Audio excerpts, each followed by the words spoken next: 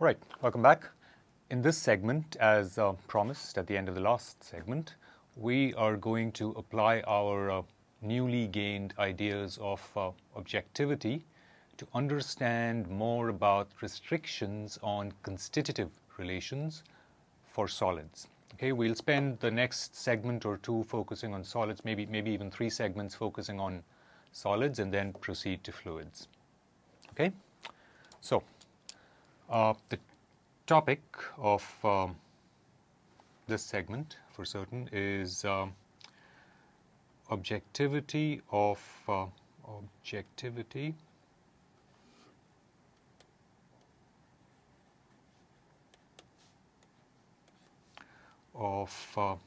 hyperelastic strain energy functions.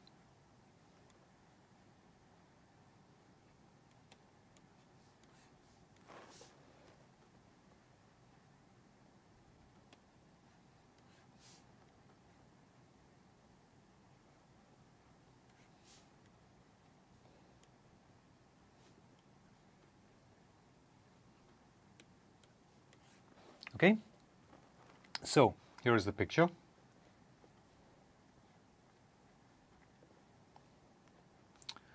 We have our solid body in its reference configuration. It already has been deformed into a current configuration.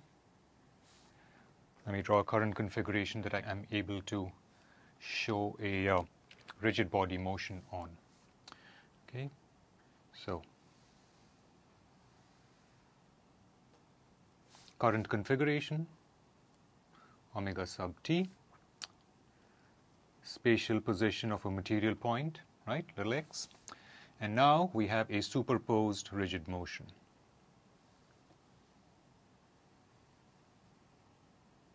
Right, not so bad, looks reasonably rigid. Okay, so we'll denote this configuration, omega t plus perhaps, and we will denote the position of the material point, the new spatial position, as x plus. All right, now if this is phi, we know that this is what we have been denoting as phi plus. Okay, and we have a rigid motion, right? So what we have is rigid body motion of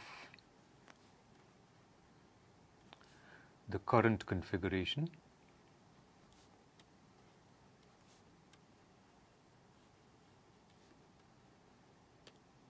right? Config as short for configuration. So rigid body motion of the current configuration from omega sub t to omega sub t plus. Okay, so it's that last part of the motion that is rigid. And what we've seen is that we can then write phi plus as consisting of a translation vector, function of time, plus a rotation, which is written as the action of an orthogonal tensor on the spatial position. Okay?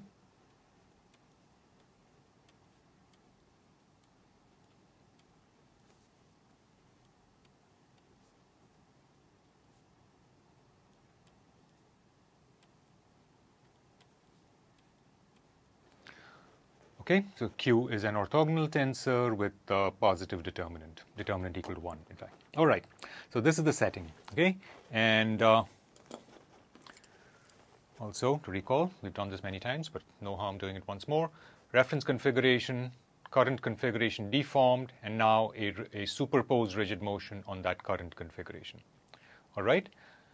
Here's the question we want to pose. We are saying that from the reference to the current configuration, there is in general a deformation. I don't know if you can see it, but I'm squeezing the ball. Okay? So there is a deformation. There is energy stored now. There's a strain energy, right? Because we are working with hyperelastic strain energy functions, we have this strain energy density function. All right. and then we do a superposed rigid motion. Okay, so now this motion is rigid. Okay, so there is energy stored in the body, strain energy stored, but that strain energy came about from this part of the motion, right, of the deformation, from the reference configuration to what we may call the initial current configuration, omega sub t, in our figure here. All right, so there is energy here. And now the question we want to ask is, what happens to that strain energy density function as we go through rigid motions from here to there? Okay? So let's pose this now. Okay, so we have a strain energy density function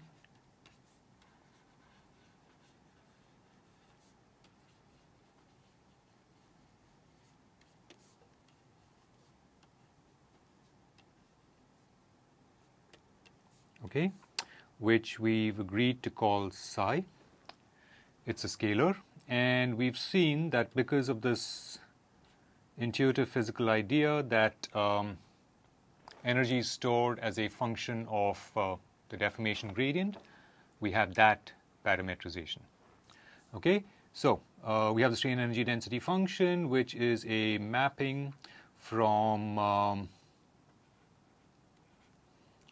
right, the space of general linear transformations in 3 dimensions to scalars, right? It's a scalar function of a tensor argument. Okay, so we have this, and what we're saying is that that is the deformation gradient, right?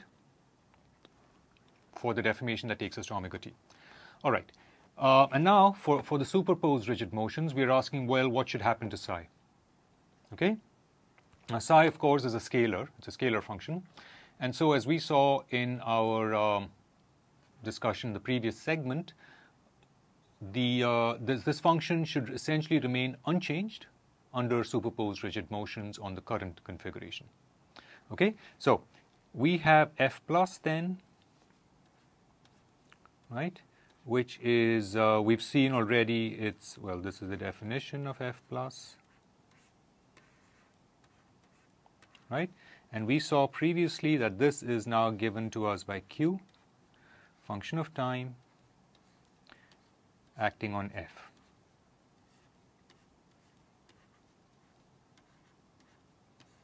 Okay?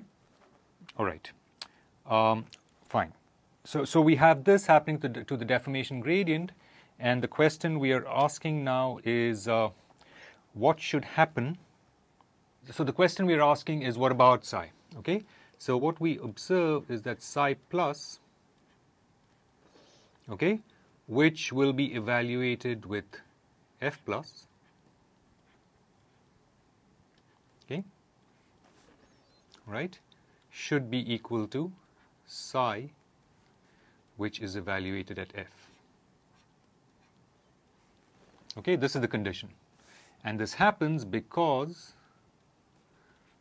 psi belongs to R, right? It's a scalar.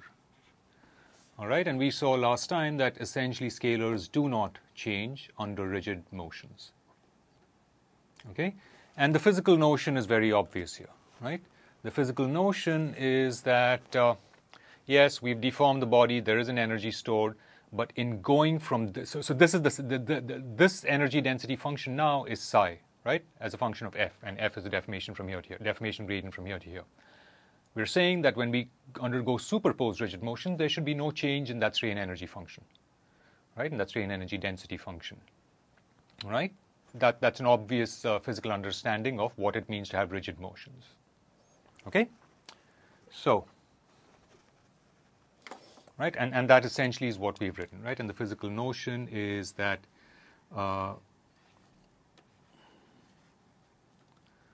physical interpretation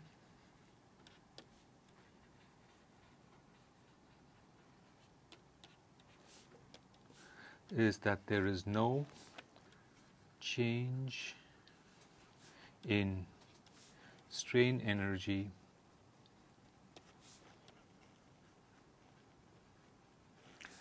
or strain energy density due to rigid body motions.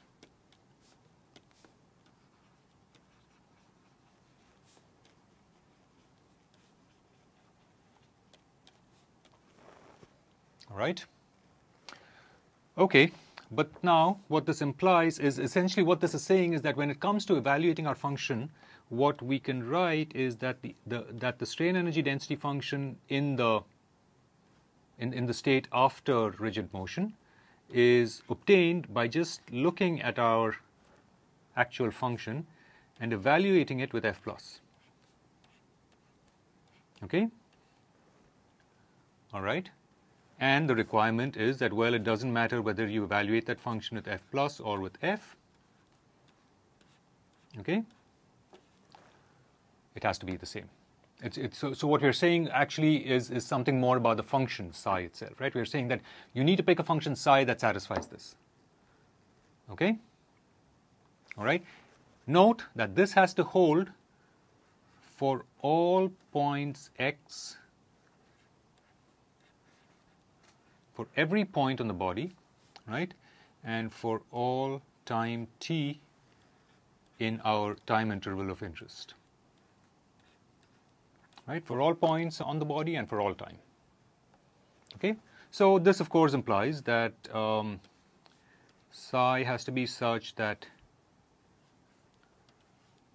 qf psi evaluated with qf, because that is f plus, should be the same as psi evaluated with f. Okay, for all x, t, and importantly for all q, function of time, belonging to SO3. Okay? All right? Importantly, this has to hold at any position of the body, at any point in the body, at all times, and for any rigid motion on the body, right? So there's nothing special about the rigid motions that we apply. It has to hold for any kind of rigid motion, right? Importantly, for any rotation tensor. Okay. Well, what do we do from here?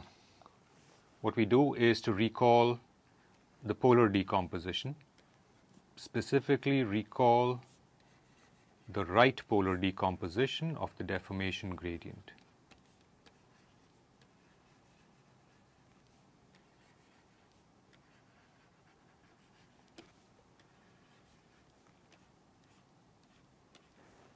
Okay, and that theorem says that f can always be written as Ru, where R belongs to SO3 plus, okay, and right, R always belongs to SO3 plus, implying that there is a rotation that does not change the handedness of any triad of vectors that we pick, right? And furthermore, that U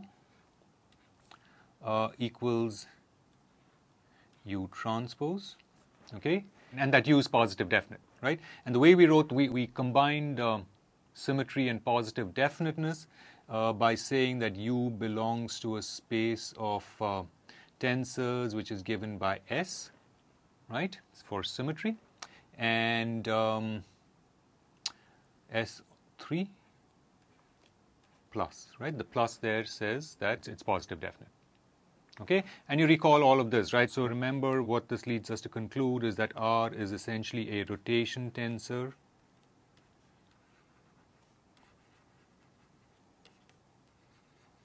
right, and U is what we call the right stretch tensor.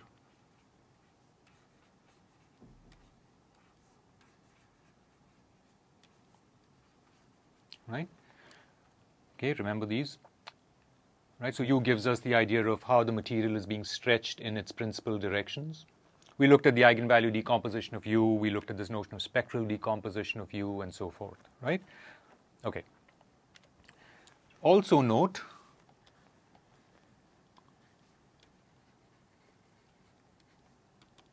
that because in general that deformation that we applied to get to the initial deformed state could be inhomogeneous, right?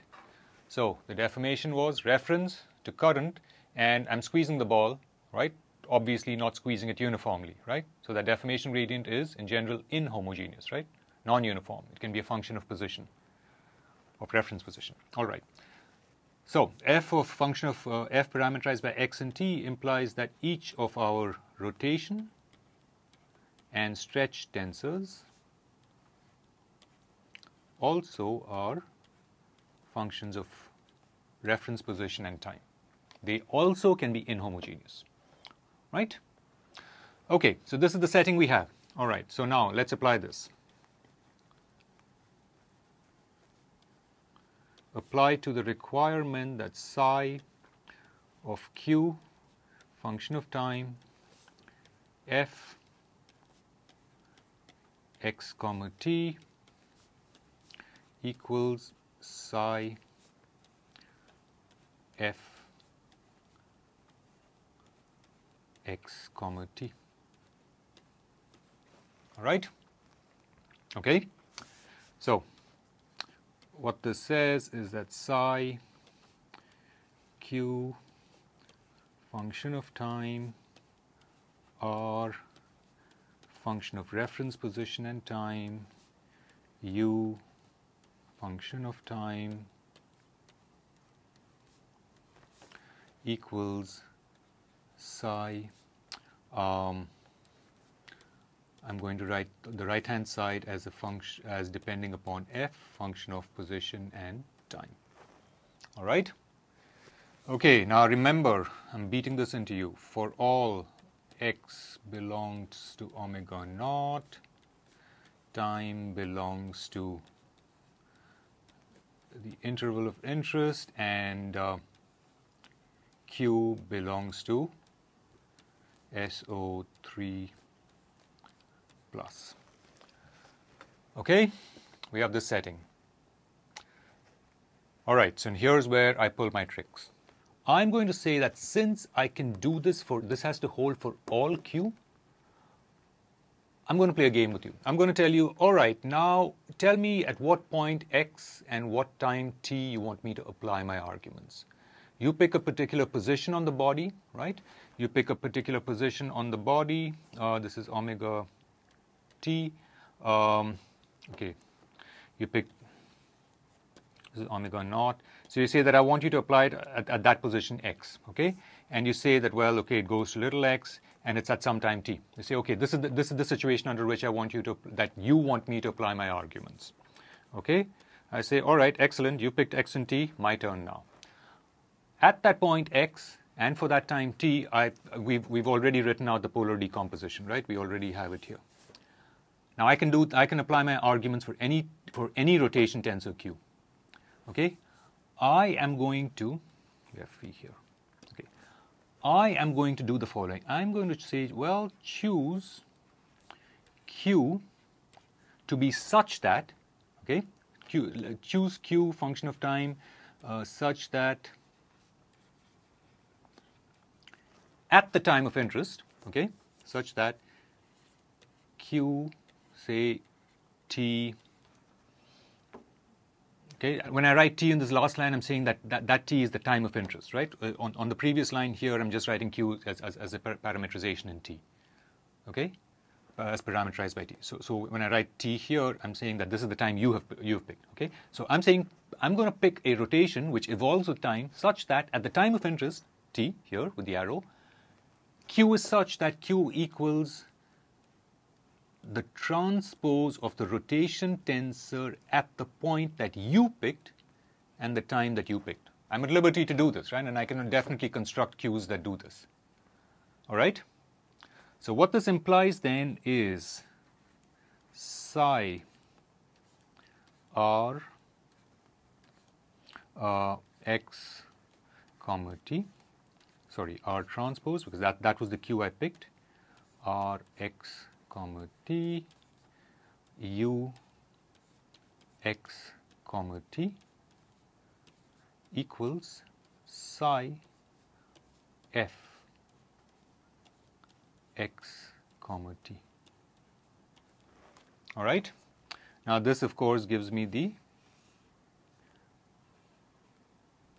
isotropic tensor, right? Because R is an orthogonal tensor. Okay, so what does this imply for us? It implies for us that what it implies here is that psi, I'm going to flip the left and right hand sides, okay? I'm going to write what was the right hand side as the left hand side. Okay, psi of f at any position and time, remember you pick the position and time arbitrarily, is equal to psi, but now as a function only of the stretch tensor at the position and time of your choice. Okay, this holds for all x belonging to omega naught and t belonging to the interval of interest. Okay, so let's recall how this argument went. The body was deformed from the reference to the current configuration, and then we applied rigid motions, right? So to apply these arguments, I said you pick the position, the reference position, which means really the material point, and the time at which you want me to apply my arguments. You pick them, right? Maybe you picked that point and you said, okay, at that point at this time. Okay? I said, all right, we've gotten the state of deformation. I'm going to apply rigid motions. But now the particular rigid motion I will pick involves a rotation which coincides with the rotation tensor of that point at the time that you picked.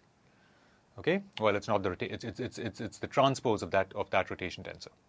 Okay? And what we see is that we conclude then for an arbitrarily chosen point x and time t, right? These are arbitrarily chosen by you, right?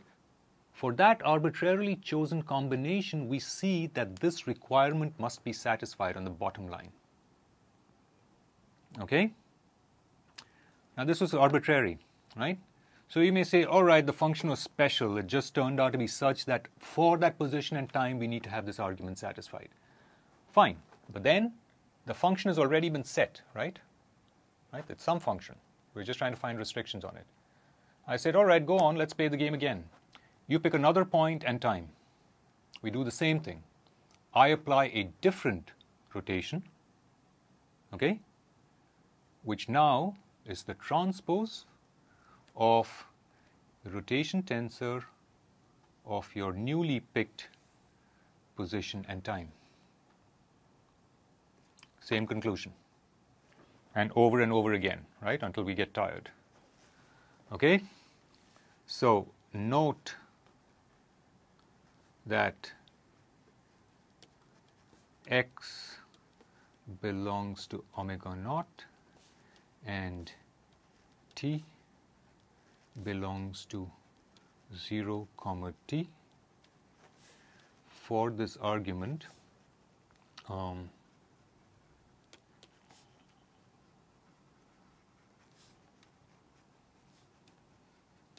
Right, to make this argument,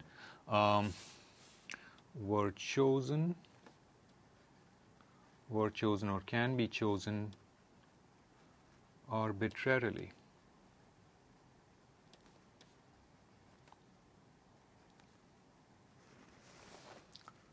Right? And it always has to hold. That relation psi function of f can only be dependent upon f through the stretch tensor. Always will hold. Right? We'll always reach that conclusion.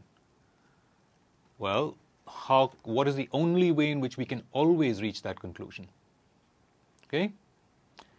The only way that can happen is, this implies that psi depends on f. Fair enough, it does depend upon f only through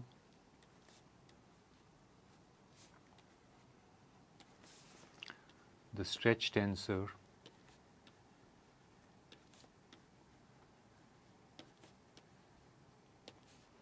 U.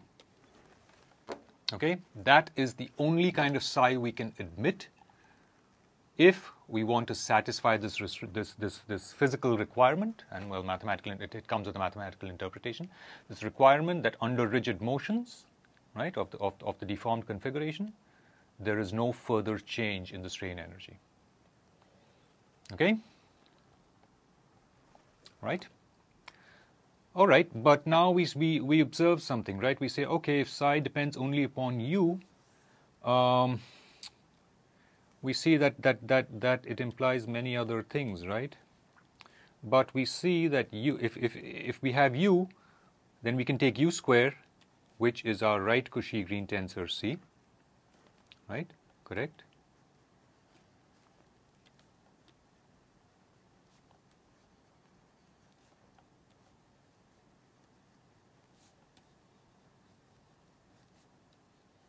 Okay. Well, but then if we have U, as you can see, we always have C, and likewise we also have 1/2 U square, which is C now, minus the isotropic tensor equals the Lagrange strain tensor.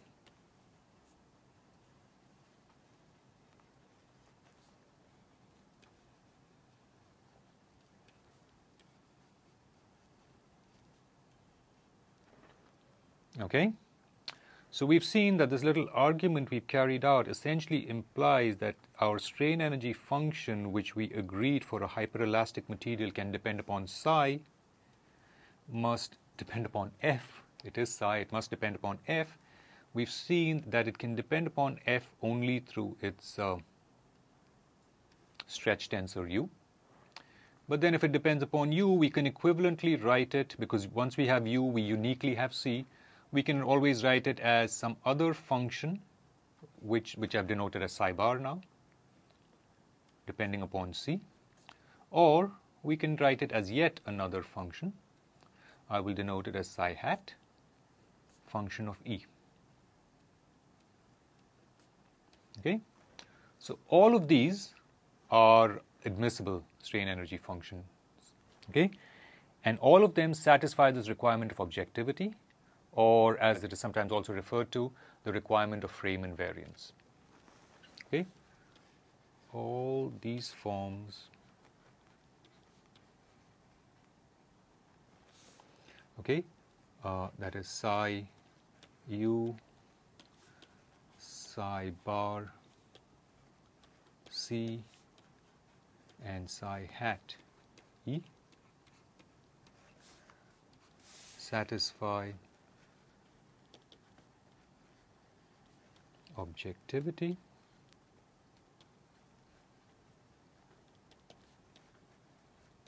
or frame invariance.